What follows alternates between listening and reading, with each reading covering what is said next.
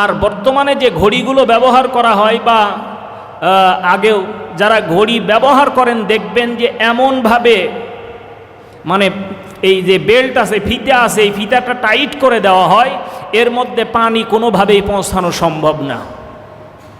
এখন তো ঘড়ি নামছে ওয়াটারপ্রুফ, পানি ভিতরে ঢুকে না। এই ঘড়িগুলো আর খোলারও প্রয়োজন পড়ে না, গোসল করে হাতে দিয়ে, অজু করে হাতে দিয়ে, কাজ করে হাতে দিয়ে, কোনো রকমের সমস্যা নাই, কারণ পানি ঢোকার তো কোনো ভয় নাই। এই ঘড়ি হাতে দিয়ে অজু করলেন, কিয়ামত পর্যন্ত যদি এর ওপরে পানি ঢালেন ভিতরে পানি প্রবেশ করবে না। তার মানে আপনি গোসল করলেন সত্য কিন্তু পবিত্র হলেন না, অজু করলেন নামাজ পড়বেন সত্য কিন্তু নামাজ আদায় করলেন অজুই ঠিক হয় না, নামাজ কেমনে হয়?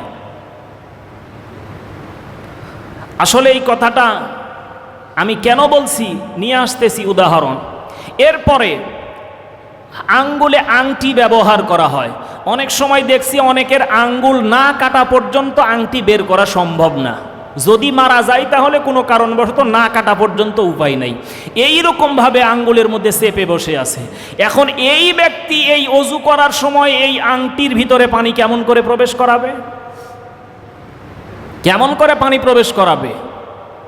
তার মানে আপনি মনে করেন যে আমি 40 বছর ধরে নামাজ আদায় করি, কিন্তু 5 বছর আগে ঘড়ি হাতে দিয়েছেন এখন পর্যন্ত খোলেন নাই, 2 বছর আগে আংটি নখে দিয়েছেন এখন পর্যন্ত খোলেন নাই, অজু করার সময় এই দিক সেদিক নড়াবেন তাও নড়ান না, অজু ঠিক মতো করেন না, তাহলে আপনার 40 না 40,000 বছরও যদি নামাজ আদায় করেন এর দ্বারা কোনো ফায়দা হবে না।